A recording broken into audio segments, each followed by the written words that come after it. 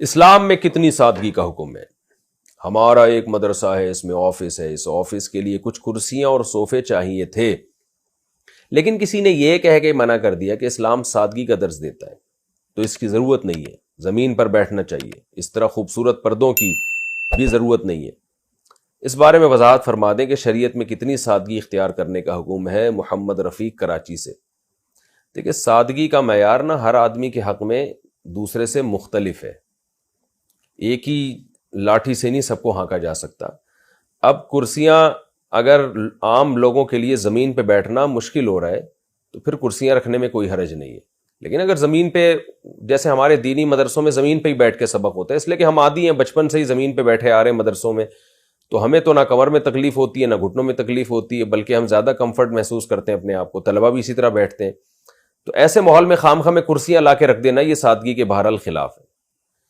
تو لیکن ہر جگہ ایسا نہیں ہوتا. بہت سے ہم نے لوگ دیکھے ہیں کہ وہ نہیں بیٹھ سکتے زمین پر، ان کے لباس ایسے ہوتے ہیں زمین پر بیٹھیں گے تو وہ لڑک جائیں گے وہ، اور بعضوں کو گھٹنے کے مسائل ہوتے ہیں یا وہ زیادہ کمفرٹ محسوس کرتے ہیں چیئرز پہ بیٹھ کر.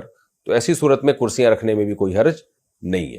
تو اس کا سادگی سے تعلق نہیں. رہا مسئلہ یہ خوبصورت پردوں کا، تو دیکھیں مزاج نبوت تو یہی ہے کہ آپ صلی اللہ علیہ وسلم نے دیواروں پہ چادروں کو پسند نہیں کیا، سادگی کی تلقین دی ہے. یہ آپ صلی اللہ علیہ وسلم کا مزاج ہے، لیکن یہ کوئی اسلام کا فرض واجب حکم نہیں ہے.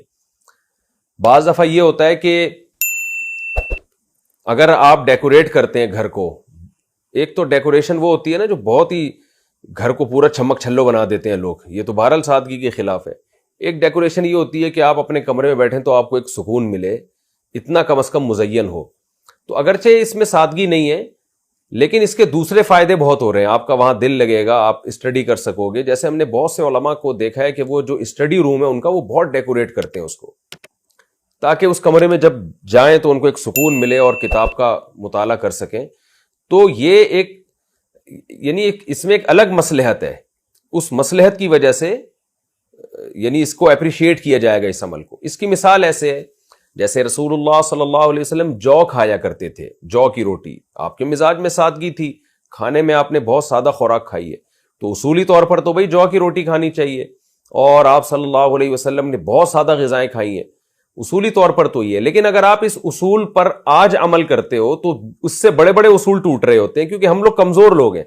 آج جو کی روٹی کھائیں گے تو وہ انرجی نہیں ملتی بعض دفعہ اس میں، اور کھائی نہیں جاتی بعض دفعہ. پیٹ بھر کے انسان کھا نہیں سکتا. وہ پیٹ بھرنے سے میری مراد ہے جتنی باڈی کی ضرورت ہے، ریکوائرمنٹ ہے. تو اس کا نقصان کیا ہوگا کہ آپ جو دوسرے اہم ترین کام ہیں جو شریعت میں اس سے بھی زیادہ اہم ہے وہ ڈسٹرب ہونا شروع ہو جائیں گے. جیسے نفلی روزہ، نبی صلی اللہ علیہ وسلم بعض دفعہ روزے رکھتے تو امی عائشہ فرماتی ہیں ایسے رکھنا شروع کرتے ہمیں لگتا کہ آپ کبھی روزہ چھوڑیں گے ہی نہیں، زندگی بھر رکھتے رہیں گے. بعض دفعہ اتنی کثرت سے روزے رکھتے تھے.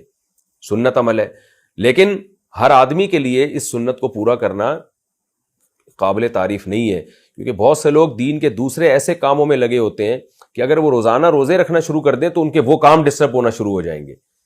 تو کیونکہ نبی صلی اللہ علیہ وسلم کی طرح ہر ایک نہیں ہے. اللہ نے آپ صلی اللہ علیہ وسلم کو جو قوت دی تھی تو اور جو آپ صلی اللہ علیہ وسلم کو صلاحیتیں دی تھیں ایز اے بشر بھی، وہ صلاحیتیں آج بہت سے لوگوں میں نہیں ہیں. تو میں نے بعض علماء کو دیکھا ہے وہ محدود نفلی روزے رکھتے ہیں، پابندی سے نہیں رکھتے کہ کنٹینیو رکھنا شروع کر دیں. ان سے جب کہا جائے کہ بھئی آپ روزے کثرت سے کیوں نہیں رکھتے تو کہتے ہیں ہم جو دین کے دوسرے اہم کام کر رہے ہیں ان میں رکاوٹ بنے گا یہ عمل، کہ وہ کام پھر ہم سے نہیں ہو سکے گا جو اس سے بھی زیادہ اہم ہے. تو ہم چونکہ کمزور لوگ ہیں، تو اگر کوئی شخص اس بیس پر اپنے کمرے کو ڈیکوریٹ کرتا ہے، پردے لگاتا ہے تاکہ اس کا دل لگے اس میں، اور دین کے یا دین نہ بھی ہو، دنیا کے جو دوسرے کام ہیں جو بالآخر دین ہی ترقی ہی کا سبب ذریعہ بنتے ہیں.